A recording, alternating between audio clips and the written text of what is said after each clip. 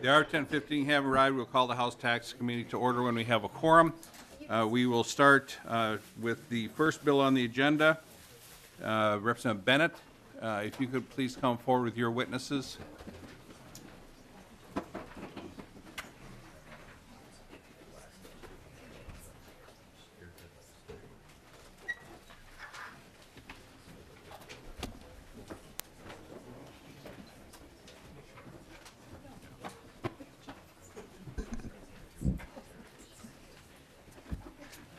Welcome to the committee, Representative Bennett.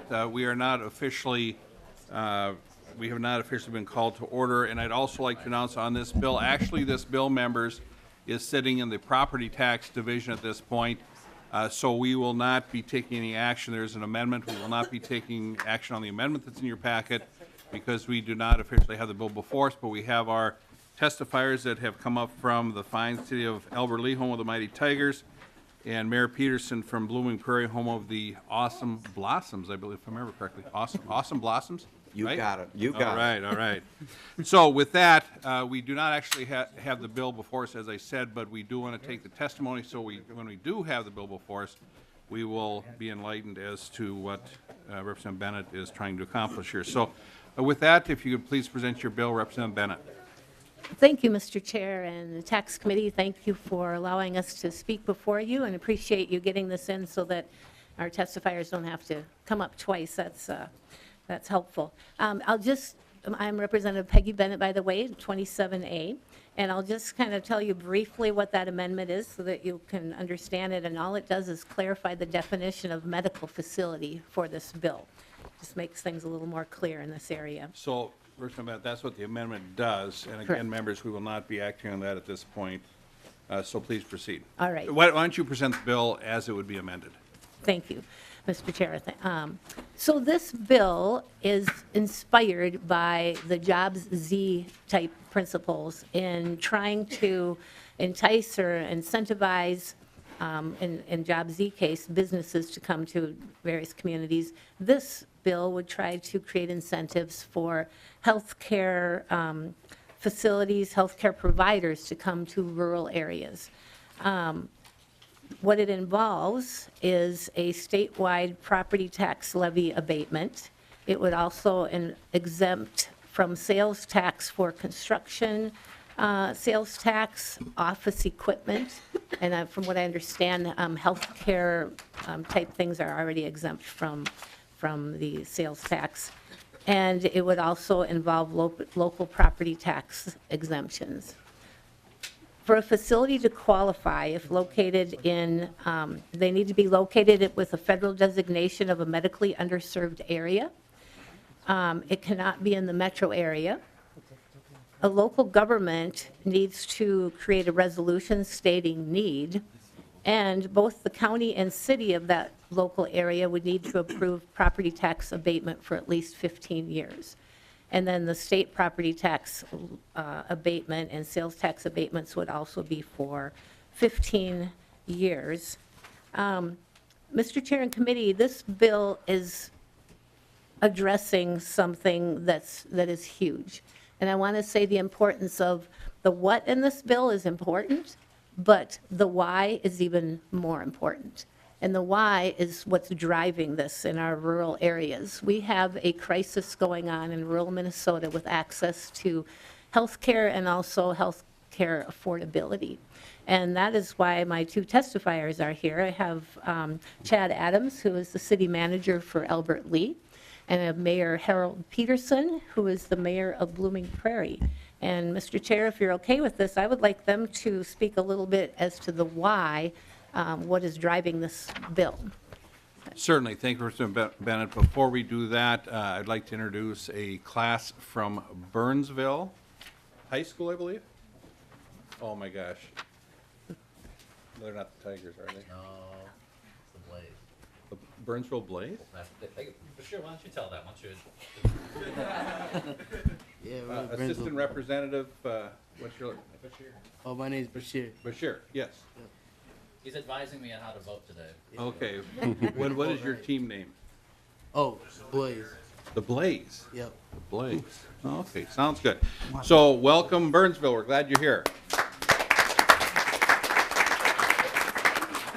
Now, back to House File 3189, which is not amended and is not before us. Is there anyone that would like to testify on behalf of this bill other than the two gentlemen at the table? Anyone with concerns? Okay, and the department is monitoring the meeting today, and they're not actually physically here, but they certainly will be able to comment on any of these bills during committee time anytime they'd like. So with that, please state your name and who you represent for the record, please, sir. I am Chad Adams. I'm the city manager for the city of Albert Lea. Thank you to the chair and for the committee for hearing our comments today. First, want to mention that I'm a graduate of Janesville Waldorf Pemberton, and we used to play against the Awesome Blossoms in football. I always found it very challenging lining up against a blossom across the other side. We always got a lot of holding penalties because we were trying to grab the blossom, so a little bit challenging, a little humor. That was the old Gopher Conference, wasn't it? Gopher Conference, the Bulldogs, and formerly the Janesville Golden Bears. What was the name of the Ellendale, Geneva? Not sure what their mascot Raiders. was. The Raiders. Raiders, Yep. that's where I taught school. Yep. Ellendale, Geneva, and it was the Awesome Blossoms, New Richland. I think New Richland and Ellendale, Geneva gone together, right? Yes. They are. And we had a lot of state champs back in those days, like New Richland. We had Medford. Yep. We had some good football back in the day. So Still do. Still do? You bet. Well, see, I don't know what to compare that to because I represent Caledonia. So I mean, what can you say? Okay, please proceed, sir. So I want to provide a little bit of context to our story in Albert Lea. I think a lot of you are probably aware in June of 2017, Mayo Clinic decided to transition a number of services from Albert Lea to the Austin campus, including the intensive care unit, which occurred in October of 2017. In 2018, all inpatient surgeries and inpatient beds will be transitioned over to Austin. And in 2019, our birthing center, often referred to as the baby center in town, will be relocated to Austin. So in 2019 forward, there will not be any babies born in the community of Albert Lea or Freeborn County. And to put that into a little bit of context, Albert Lea has a population of 18,000. Freeborn County has about 31,000. But the general service area, or the primary service area for a lot of communities around and in Freeborn County is about 68,000. So about 68,000 call the Albert Lea campus as their primary service provider.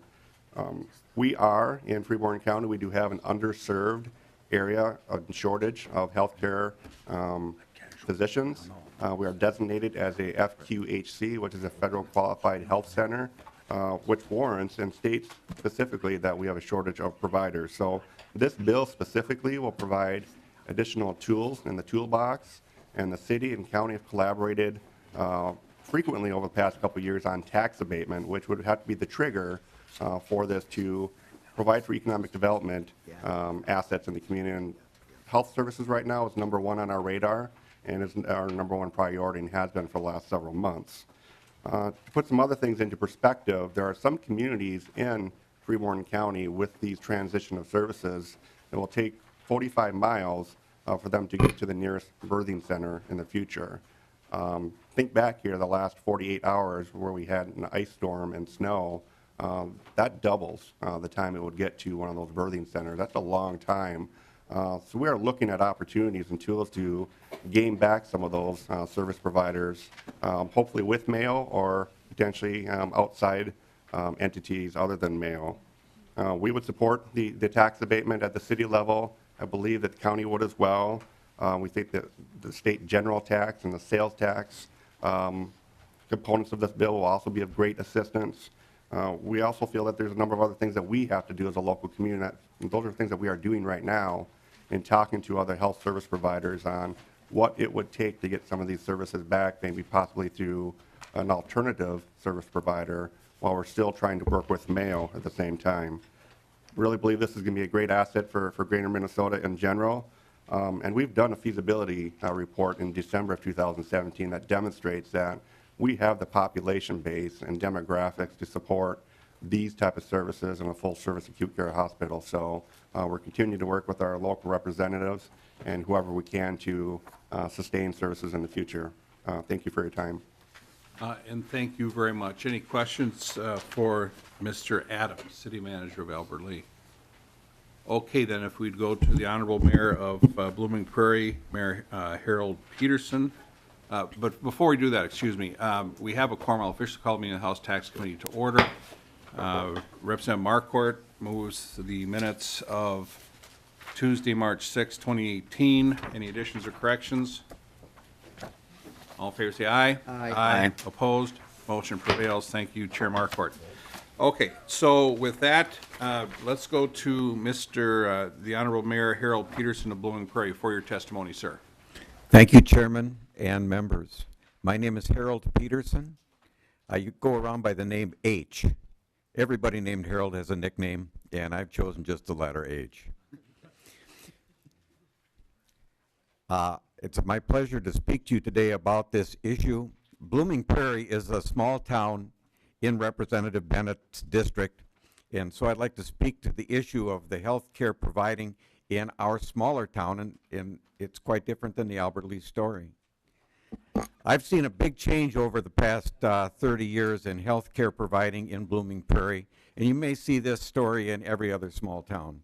We went from having a full-time physician with staff in a clinic to going to a nurse practitioner in our clinic with a staff, to a nurse practitioner 4 days a week with no staff, to a nurse practitioner 2 days a week, and now presently we have a period where we have a nurse practitioner 1 day a week if she's available.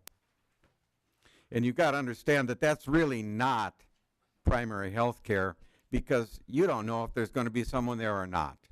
So you might as well get in your car and hit the road. That's really not providing health care for the seniors of our citizens that really can't do that, or to the disadvantaged young families to take a day off of work to load up the family and head to Albert Lee, to head to Owatonna, to head to Austin. It's not very convenient at all. It's not really providing health care. As mayors and council people, you know that you're trying to provide the things in your city to make it a very livable place. And the chairman knows how great it is to live in a small city. You need good housing, you need quality education, you want recreation, you need places for people to work, and basic health care is one of those standard things that you think you need in your city. Well, it's kind of disappearing. The Minnesota Rural Health Association has said that, you know, we're going to have to get used to change. And rural health care is in a process of changing. The representative's bill addresses one of the aspects of making this better, and that is the economics of it. The economics is one of the reasons that our staffing has been reduced over time. It just economically doesn't work. And you can ask, was that Representative Lunan really had the answers at our last hearing about why that is. I'm not going to address that. Staffing is the other issue. Staffing is a very important thing that really needs to be addressed as well in rural Minnesota health care. But by supporting this bill, you're supporting the aspect that economically we can make this work better. And maybe we'll be able to help a lot of communities like mine and others to provide the basic health service that we need. Thank you for your attention.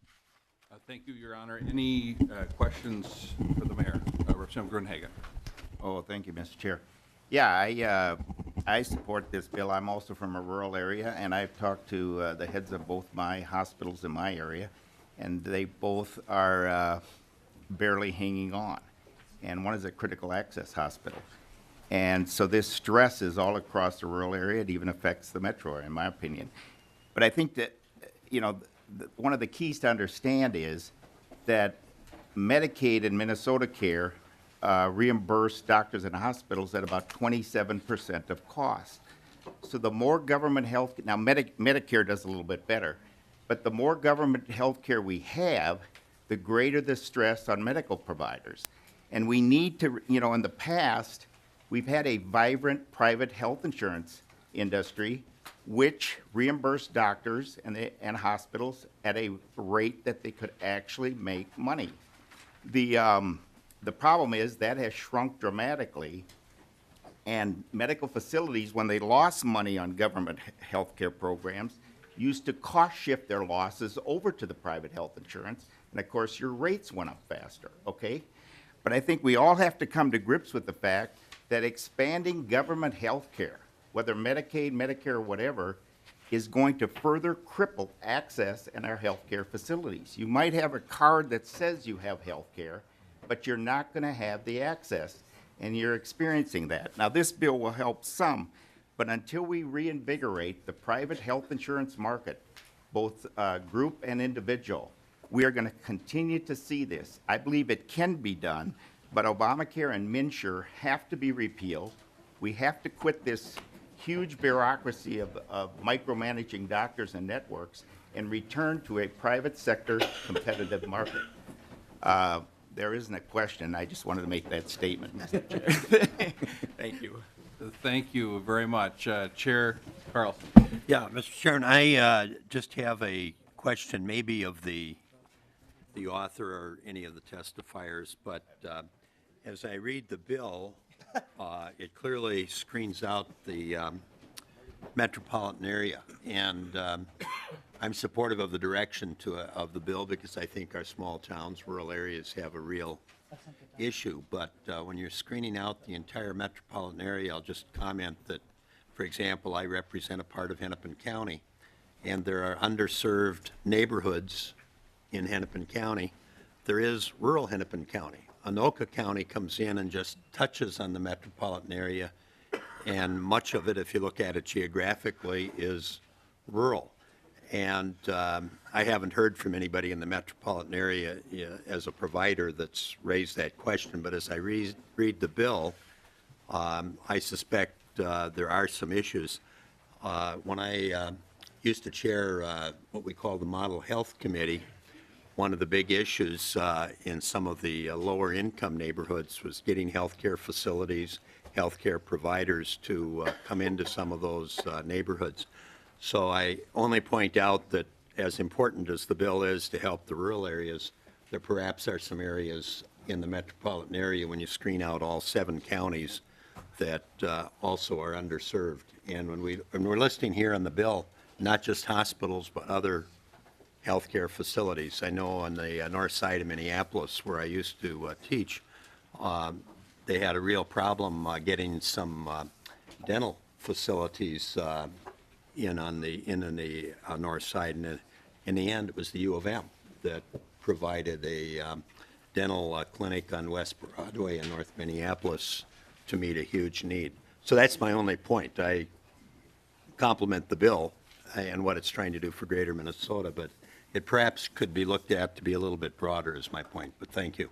Thank you very much, Chair. If they Carlson. care to comment, it was a rambling question. Could you repeat the question?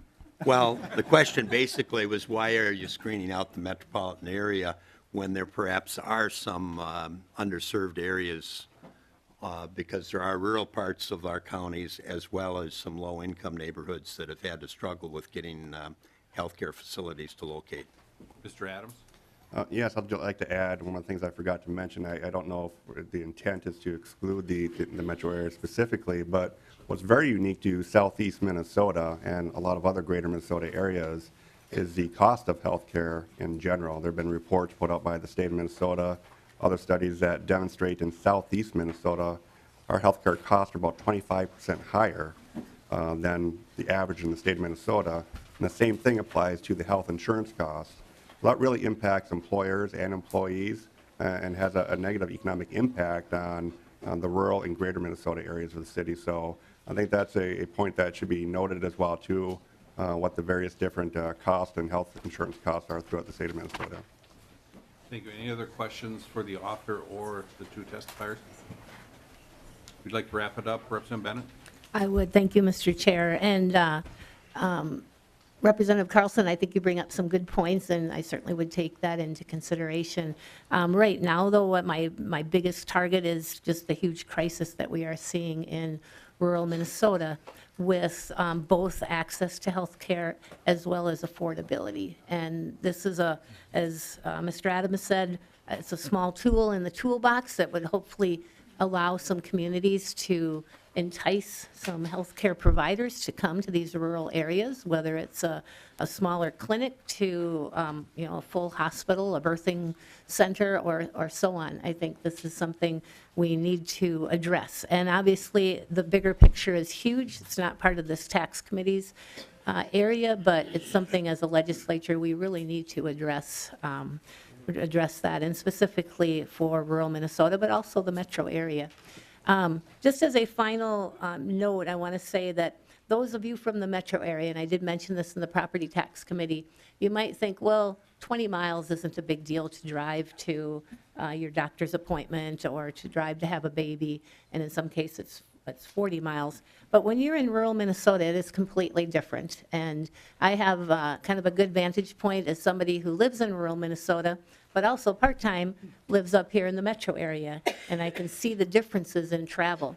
And when I drove up from Albert Lee through the snowstorm on Monday, I found that in the metro area, it was bad, but I could see and I could get around. In the rural area, I didn't even know if I was going to make it. So it's a huge deal when you're traveling in rural Minnesota compared to other areas. So thank you again for hearing this bill, appreciate it, and we'll let you go.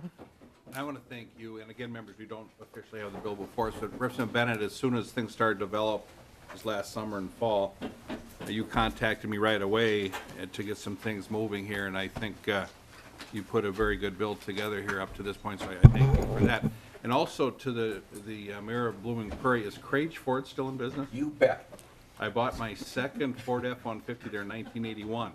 It's your service-minded dealer. $7,385, brand new, but it did have vinyl seats and a stick shifting. A little different than that one sitting out in the garage there. Okay, so thank you very much. Give the Crage boys my best if you would, and thank you very much. Okay, item next, we will go to House File 3080, a Hoppe bill. I will move House File 3080. I see no amendments at this point. Oh, I like the revenue notes. That looks very, very good. Okay, I will move the bill, House File 3080, a two-year bill. And first of all, is there anyone else wish to testify on behalf of the bill? With concerns on the bill, and again, the department is monitoring the meeting today and will follow up with any questions that they have, and they'll have committee time to do that. Welcome, Chairman Hoppe, to your bill. Thank you, Mr. Chair and members. It's nice to be here. This is a short bill, and it's fairly straightforward.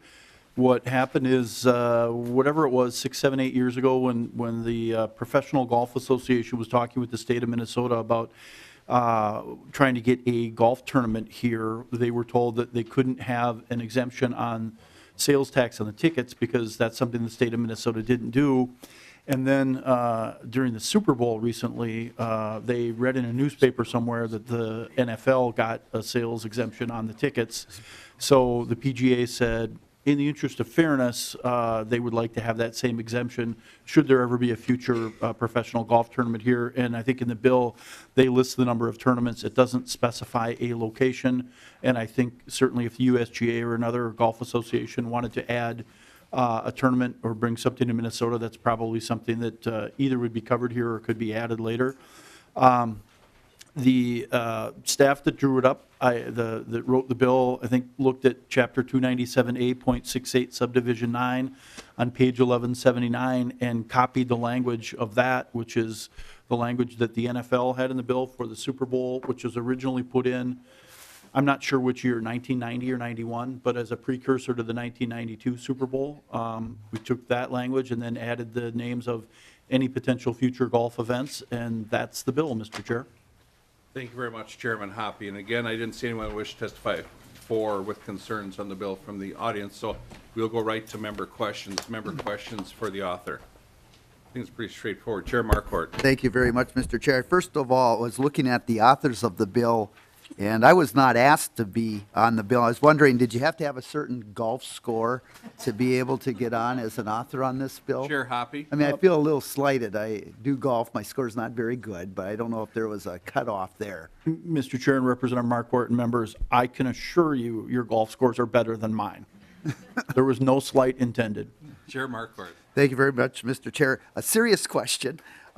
World Series. You know, we've had 12 games in Minnesota played in the World Series, over 3 World Series. Have those tickets ever been exempt? This is probably for Mr. Michael. Mr. Michael. Mr. Chairman, Representative Marquardt, no, the World Series tickets were always taxable. I suspect that the sponsors of this would argue that the way you host a World Series is by having a successful team because it's a home series, whereas this is the kind of thing that you have to convince the golf association to actually decide discretionarily to locate it here, more similar to the Super Bowl. Yeah, very Of good. course, the Mis- first World Series game was in '65. Yeah. Who was the second baseman for the Twins? Mr. Chair, it was it Jerry Kendall or Bernie Allen? Dean Chance?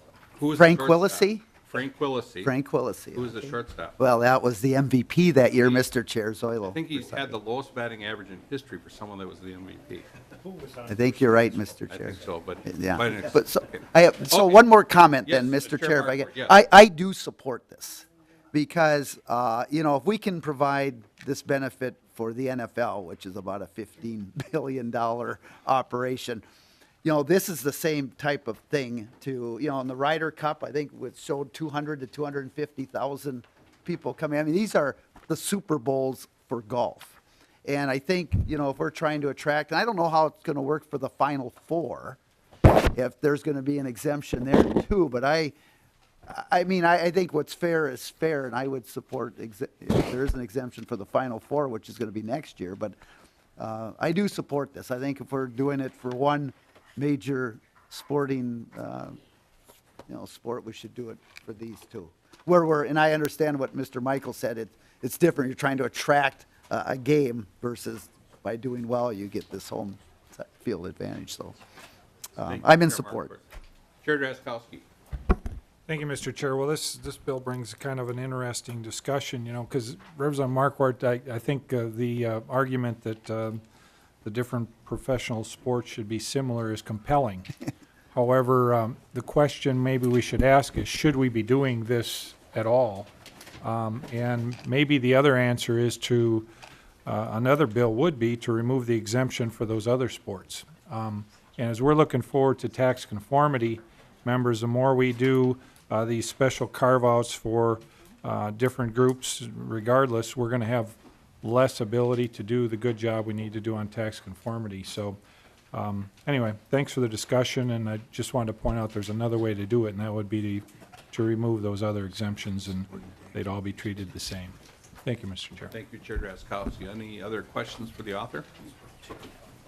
With that, I will renew my motion that House File 3080 be laid over for possible inclusion in the omnibus tax bill. Thank you, Chair Hoppe. Thank Item you, Mr. next Chair and members. is House File 3154, Representative Ecklund. If you could please join us.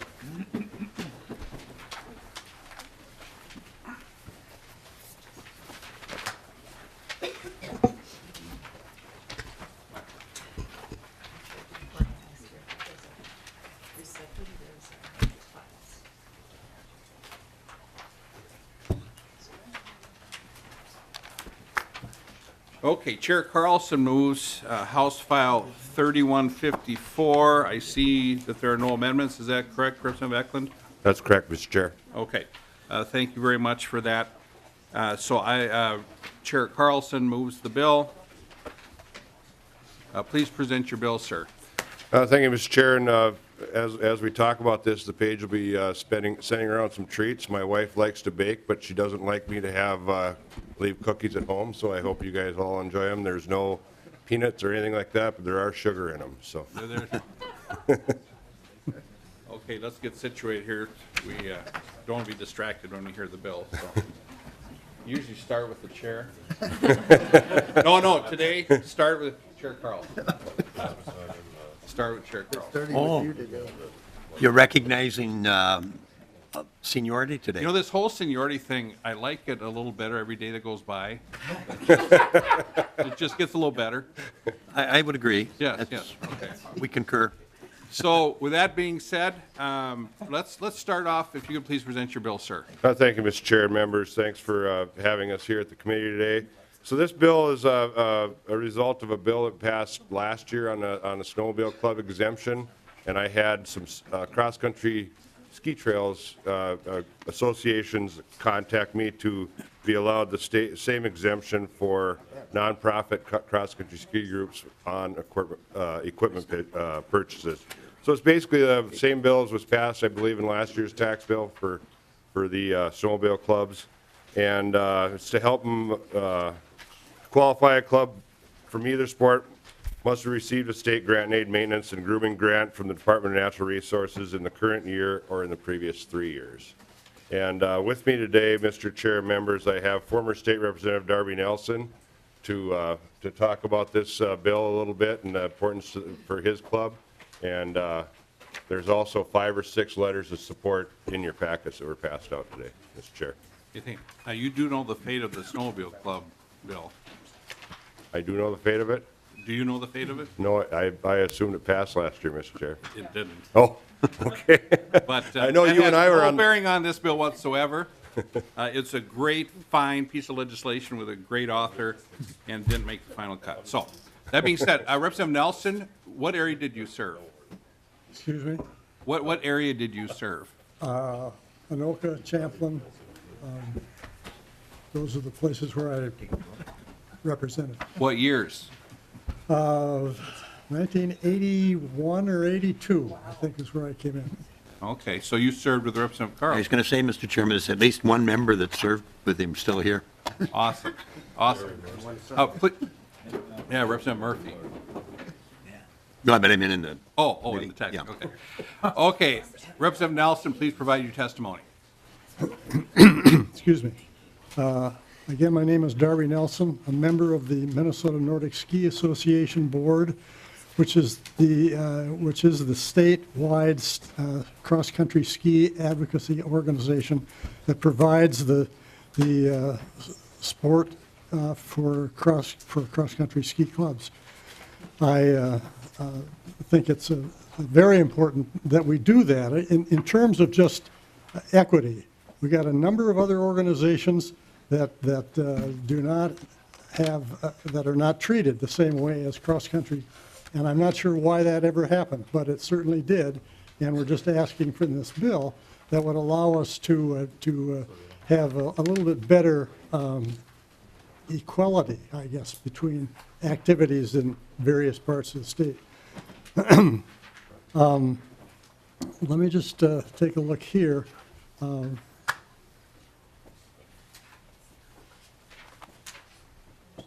I sponsored the cross-country ski bill in 1983. This law provides revenue for the DNR. It passes to no Profit Ski cross-country club around the state to all trail maintenance and grooming grant and aid trails across the state.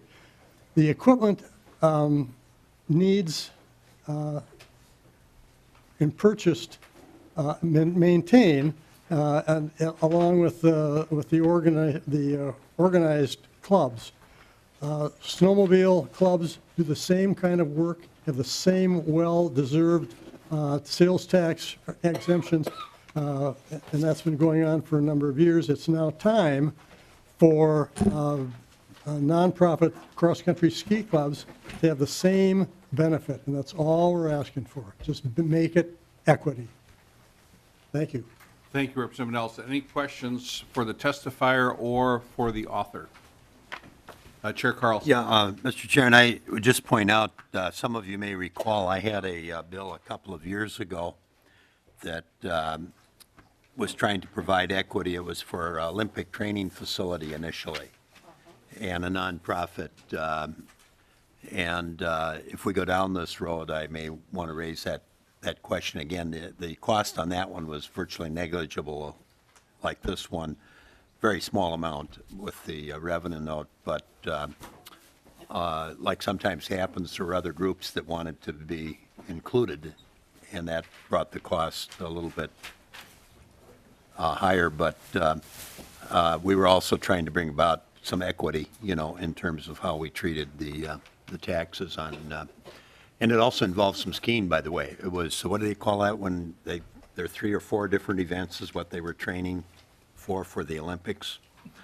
And they're on skis, and they do some rifle shooting, and I'm trying to remember, triathlon?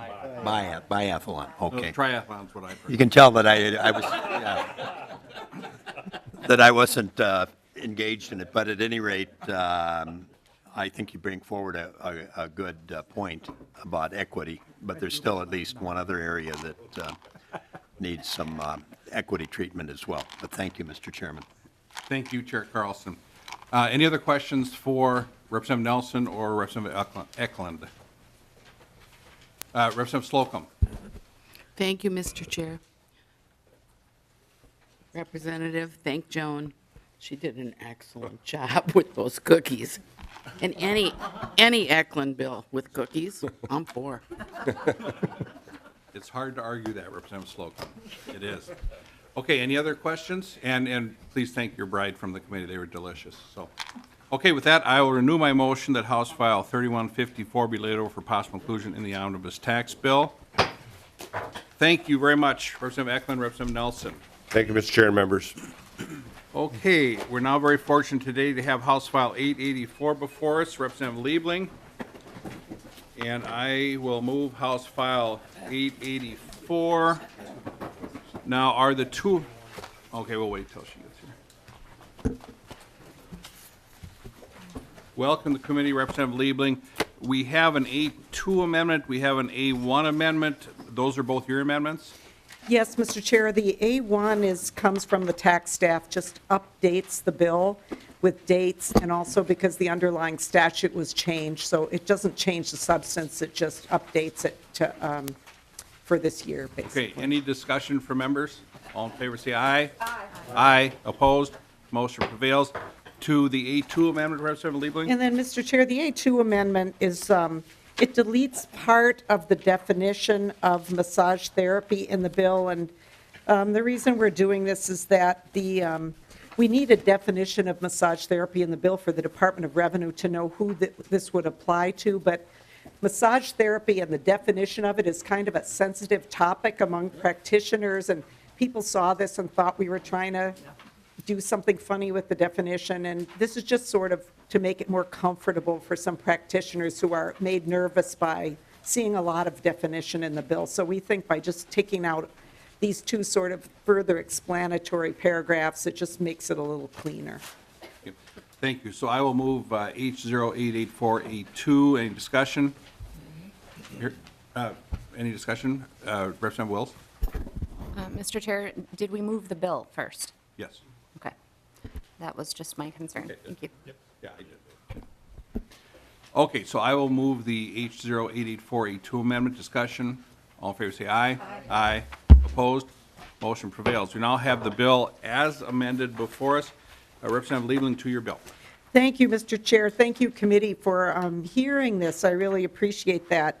This bill came to me from a constituent, and she's right here with me today, a massage therapist in my district, and so I would like to just invite Mary Jo Majerus to address the committee and just sort of explain briefly why she brought this to me. So I apologize, I didn't realize that cookies would win the day. Next time I come before a committee, I'll be sure to bring cookies. We'll invite you back. Thank you. Hopefully a massage would be better. Oh, okay. Please state your name and who you represent for the record, please.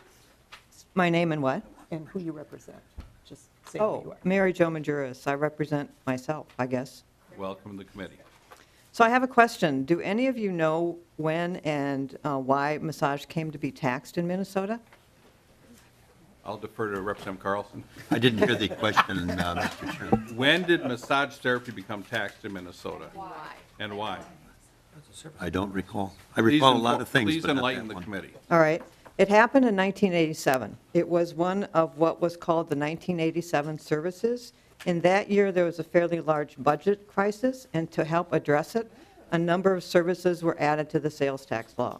Besides massage, it included laundry and dry cleaning, car washing and detailing, building cleaning and maintenance, pest control, detective and security services, pet grooming, lawn care, and pet boarding. That was the whole reason that massage started being taxed in our state. In 1987 was when I opened my business in Rochester. Due to the culture of the time, the battle I fought with public perception about massage was that massage was a pseudonym for prostitution. When I introduced myself to people, naturally they asked what I did for a living, and when I responded, I'm a massage therapist, they would say, oh really, and then turn around and walk away. So I decided that I needed to educate the good citizens of Rochester and began speaking at every service club, every opportunity I had to educate people about massage and the benefits. I also taught a lot of community ed classes for the same purpose, and slowly attitudes about massage changed. Obviously not just due to me, but the attitudes have changed. And when I first opened my business, I required my clients to fill out a health form, which I took a lot of flack for, because at that time there were no massage businesses or massage therapists, at least in Rochester, that required that.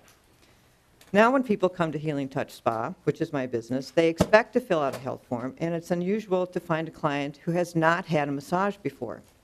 No longer does the general public look at massage as only pampering. They are beginning to realize the health benefits of massage therapy. Mayo Clinic describes the Mayo Clinic, which is very conservative. It took them a long time to come around, but they describe the benefits of massage in this way. Massage is generally considered part of complementary and alternative medicine. It's increasingly being offered along with standard treatment for a wide range of medical conditions and situations. Studies of the benefits of massage demonstrate that it is an effective treatment for reducing stress, pain, and muscle tension. While more research is needed to confirm the benefits of massage, some studies have found that massage may also be helpful for anxiety, digestive disorders, fibromyalgia, headaches, one of the common complaints of our clients, insomnia related to stress, myofascial pain syndrome, soft tissue strains or injuries, sports injuries, and temporomandibular joint pain, which is your jaw. Beyond the benefits for specific conditions or diseases, some people enjoy massage because it often produces feelings of caring, comfort, and connection. My second question for you is this. How many of you have ever had a massage? Ma'am, you don't ask us questions, we ask you. I didn't know that rule either. Yeah, I just made it up. Sorry. I know that. And how many of you have found a benefit out of getting a massage? So if you have answered yes to that question, it's clear that Minnesotans should not be paying sales tax when they get a massage. It is a health care service. Please stop penalizing Minnesotans for being proactive about their health and for using complementary forms of health care. Thank you for listening. And thank you very much for your testimony. Anything else to add, Representative Liebling? Then we'll go to questions. Yeah, thank you, Mr. Chair. And just to say that the way we tax massage right now is kind of complicated. And I'm hoping that Ms. Dalton is going to help me out here because, you know, one of the things that the drafting of the bill is kind of complicated because of how complex our taxation of massage is. Because sometimes it's under the provider tax, sometimes it's not taxed. And so, you know, I'm hoping she's going to help me with the questions here. So thank you again for hearing the bill. Ms. Dalton, could you please kind of go over how we currently tax things and how the Liebling bill would change that as amended? Mr. Chair, members of the committee, right now we divide massage therapists into two groups. A group that is currently registered as a healthcare provider or working for a healthcare provider directly, and those who are not, and therefore not registered to collect the provider tax. If you are in the first group, you charge You are subject to the 2% provider tax for things that are ordered as part of health care. But if it is not part of that, you charge if somebody is just coming to you for something that hasn't been ordered through the medical system, then you have to charge a sales tax. So you're charging two ways. Now, if you're an unregistered massage therapist, On a Tuesday. you charge the sales tax on all of your massages unless you have a written referral from a medical provider. So sometimes doctors will make a referral for a massage, and they bring that referral not to a healthcare provider registered massage therapist, but to a general massage therapist, because there's no requirement that you be licensed in this state to be a massage therapist. So you could be paying the provider tax, you could be paying the sales tax, you could be paying no tax, because there is an exemption if you are a unregistered healthcare provider providing massage therapies, but the referral is made through a doctor. So there are three different ways. Any massage therapist is probably having to keep track of at least two ways of charging the tax. They're either charging both the 2% provider tax on some of their stuff and the sales tax on the rest, or they're providing the sales tax on most of their stuff and exempting the rest. So it gets very confusing. What this bill would do is to say, if you choose to register to collect the provider tax, all of your massage therapy services are subject to that 2% tax. And You not don't- sales tax. Not sales tax. If you choose to just not register, you will continue under the current system, where you charge sales tax for most of your things, most of your massages, but can have the exemption if somebody has a written referral. So no one's going to pay more tax, but this will, in particular, simplify the system for people who are primarily providing massage services that are really therapeutic in nature. Okay, thank you. Questions for Representative Liebling or the witness? Chair Drazkowski. Thank you, Mr. Chair. Maybe this would be for Ms. Dalton. When does the provider tax repeal fully kick in, Ms. Dalton, and how does that interact with this? Ms. Dalton? Mr. Chair, Representative Drazkowski, the provider tax sunsets on December 31st, 2019 without any additional action. When that happens, essentially, you will go back to all massage therapists charging sales tax unless there is a medical referral. Chair Drazkowski. Thank you. Representative Grunhagen. Oh, thank you, Mr. Chair. Yeah, I'm sorry I had to leave for a little bit on this, but just the way I'm looking at my briefing here, so it looks like we're going to increase taxes about 2.9 million in 1920 under this proposal. Am I reading that right? No. No? We're not doing anything for 1920, but. Well, somebody wrote this up. Ms. Dalton. Miss- Back to the future, isn't it? Yeah. Ms. Dalton. Mr. Chair, members of the committee, this will be a reduction in general fund revenue because none of these, if somebody chooses to register to collect the 2% provider tax, they will no longer be subject to the 6.875% sales tax on these massage services. Representative Grunhagen. Yeah, it doesn't show that on this summary, but that's besides the point. Okay, I just wanted clarity. Okay, thank you, Representative Grunhagen. Representative Slocum and then Carlson. Representative Slocum. Thank you, Mr. Chair. I couldn't help but notice that when the question was posed, who's had a massage, in a bipartisan way, the women all raised their hands. The men, I'm thinking, and I'll go with even gentlemen, might really benefit from a therapeutic massage. Representative Slocum, I get one every Monday morning at 8 o'clock, but because of HIPAA, I was not going to disclose that. Anyway, I would recommend that the gentleman, and I use that term loosely, would go for a therapeutic massage. They are wonderful. They are wonderful. No question about it. Representative Anderson, Carlson, then Loon. Representative Anderson. Chair Anderson. Thank you, Mr. Chair. I think, Ms. Dalton, you answered the question about that they're not licensed. And so my concern is it possible then for somebody that maybe predominantly provides this for a therapeutic purpose, a medical purpose? What if business is low and then they start collecting more clients that are doing it for more recreational uses? Is that a potential under this, or is there any criteria at all? Ms. Dalton. Mr. Chair, Representative, right now that's happening, that licensed massage therapists are providing massages both through the medical system and not through the medical system, and they're essentially having to keep two sets of books because they have to keep them separate for tax purposes, because one is subject to the 2% provider tax, one is subject to the 6.875% sales tax.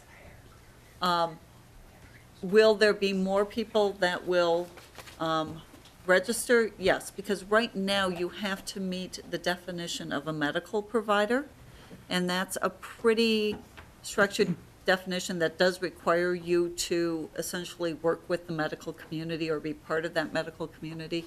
And this would expand it to allow people who are not formally part of that medical community to take advantage of this, although they would still be subject to the provider tax. Chair Anderson. That's it. Thanks, Chair. Thank you, Chair Anderson. Representative Liebling. Yeah, thank you, Mr. Chair, and I just wanted to add to that I think part of the point here, Representative Anderson, is that massage therapy is really, it's for your health. I mean, it makes you feel good. I guess you can, anything that makes you feel good, I guess you could call that recreation. But I mean, that it has a health benefit. And so that's kind of the point. And because we don't tax most services, this has been singled out to be taxed with the sales tax. And they're not saying don't tax us. They're just saying put us under the health bucket instead of under, instead of singling us out from other services. That's all. Chair Anderson. Chair Carlson. Yeah, we're not a licensure committee, but I was curious, being that Ms. Dalton brought up licensure, and years ago, and I'm not sure what the difference is, but we did provide at least an opportunity for licensure for, I think the term is masseuses or masseuse, which is maybe one of the people at the table, Representative Liebling or the testifier, can comment about that, because there was quite a debate about where they would be licensed at the time. That's why I remember it years ago. And at least temporarily, and they might be to this day licensed, if you're, am I saying that right, masseuse? Under the State Board of Medical Examiners. And they wanted to clarify that, their profession was different, let me put it that way, than some others. And therefore, they came in and wanted licensure, and then there was the question, do you set up a separate board or not? And the legislative compromise was to put them under the Board of Medical Examiners. But maybe we're talking about a totally different profession here when you say that there's no licensure, or maybe licensure is optional. I'm turning the clock back to the 1970s, probably. Mr. Chair. Thank you, Mr. Chair. Representative Carlson, right now, massage therapy is not licensed. There is a big, ongoing, complicated debate around whether they should be registered or licensed, or there are different groups who do different kinds of body work, and it's been a very difficult issue. This bill tries not to get into that debate. And in fact, that's been why we took out some of that definition, because some people looked at this and said, oh, you're trying to define massage, and we're not ready to, and we're not. It's strictly so that the Department of Revenue knows who to apply this to. We're trying really hard not to get into the debate of licensed, not licensed, registered. Yeah, I think Ms. Majerus could probably give you more if you want more, because I didn't go back and kind of review where we are on all of that. I just know that I'm trying to avoid that puddle. No, Sure, Carl. Mr. Chair, I remember, well, 40-some years ago probably, that it was quite a debate as to licensure and not licensure and where it would be done. That's why I prefaced my comments by saying this is not a licensure committee. But I was picking up on what Ms. Dalton said about being not licensed and trying to sort through the difference between licensure apparently, or the debate at the time for a masseuse. Massage therapist is what we And a prefer. massage therapist, I don't know. Apparently, there's a difference, but that's fine. I'll just drop it there because we're not interested in getting into the licensure debate, I don't think. I'm not. No, I'm not either. Thank you, Chair Carlson. Chair Lewin. Thank you, Mr. Chair. I just came in as Representative Slocum was making her comments, and so it's a little late. But yeah, I'm all for that. Let's all have a therapeutic massage. But I think Representative Liebling, you proposed an interesting bill. I think trying to encourage more alternative but recognized forms of medical therapy, and that is a good thing. So I think you provide an interesting bill. Thank you. Thank you, Chair Lewin. Vice Chair McDonald. Thank you, Mr. Chair. Question for probably staff, Ms. Dalton. In regards to the products that the massage therapists have to purchase to perform the massage, which I agree with Representative Liebling, it is very therapeutic, and whenever I'm in the doghouse with my wife, instead of giving her roses, I buy her a massage. And, all is good.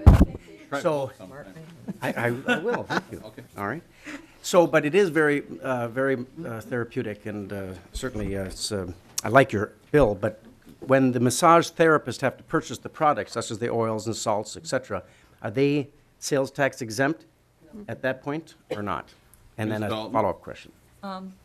Mr. Chair, Representative, yes, they are, because as the testifier said, these are one of the 1987 services that became taxable in that year. And the 1987 taxable services were granted an exemption on their inputs several years ago. Vice Chair McDonald. Thank you. I suspected that's the case because I have a service-oriented business as well, and we're sales tax exempt. And then the referral process, Representative Liebling, or the massage therapist specialist, is that a once a year, or can that be in perpetuity? Is regarding the referral from a health professional to a massage therapist. Does that have to be in writing? Is it once a year? How is that handled? Representative Liebling, or? Well, Mr. Chair, maybe Ms. Dalton could answer that better. I think it's just, I don't think there's a limit on it. I think it's just that there has to be a prescription for it to make it under the provider tax instead of under the sales tax. But Ms. Dalton, the question was, is there a limit on how often you can do that medical referral thing, right? Representative Ms. McDonald? Dahl, how long is that referral good for?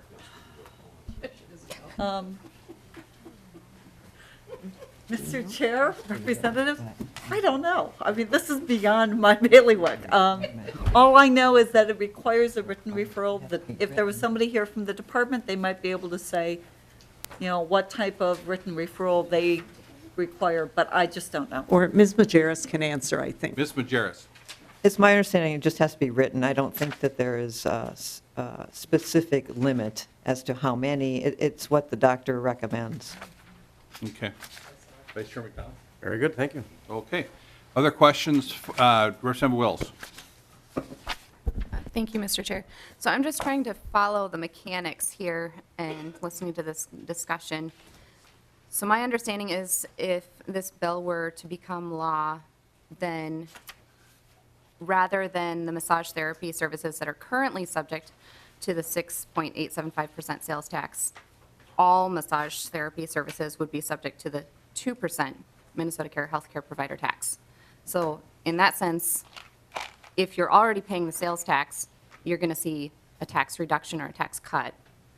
But if you're not paying a tax currently, all of a sudden now you would be paying 2%. Is that correct? How does that work? Ms. Dalton.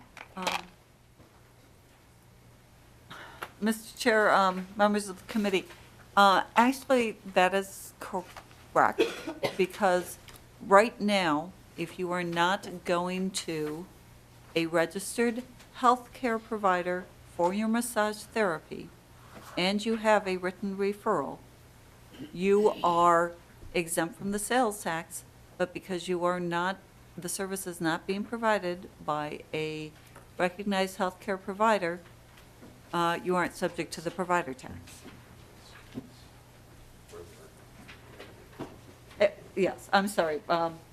Mr. Michael is pointing out, there is an exception if the massage therapist is employed by a licensed healthcare facility, which is one of the ways you can become a recognized healthcare provider. Representative Wills. Yeah. Right. Thank you, Mr. Chair. So I guess I'm just trying to get to the simple, if it can be simple, clarification. Would this bill mean that some massage therapists are going to see a tax reduction and then some are going to see a tax increase, depending on where they currently stand? Ms. Dalton. Mr. Chair, Representative, first off, you've got to remember the tax is essentially paid by the customer, not by the therapist. But what this really does is it simplifies accounting and compliance issues for the therapist. Because either they will charge, if they choose to register to pay the provider tax, they will only be collecting 2% on everything, and they don't have to keep separate books. If they choose, because most of they are currently not meeting the definition of a provider subject to the provider tax, if they choose not to register, they can continue to charge the tax the way they do right now. So it's kind of up to the massage therapist to say, I'm okay with the way I'm doing it now, or this is really, frankly, a pain in the butt. And I want to just be, this is a health, I'm providing a health service, and I want to be, all of my massages to be subject to the healthcare provider tax, which is a lower tax. It's a 2% tax. But sunset. Representative Wills.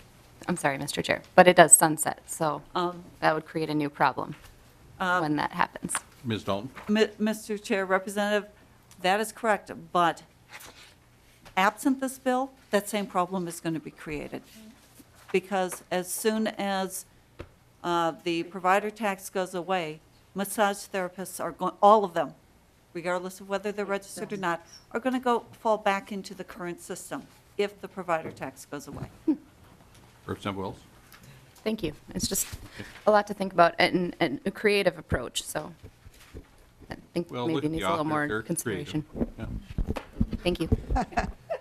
Okay, with that, any other questions for Representative Liebling or the witness?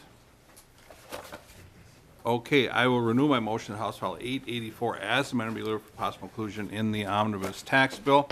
Members, next meeting, the meeting's been canceled. We had some problems with some testifiers that wanted to come in. So we will not be meeting tomorrow. You probably got the email. We are not meeting tomorrow. Next meeting will be next Tuesday. You'll see agendas coming in the next couple of days for next week's meetings. With that, thank you very much for your work today, members, and for everyone that testified. Good government all the time. We are adjourned.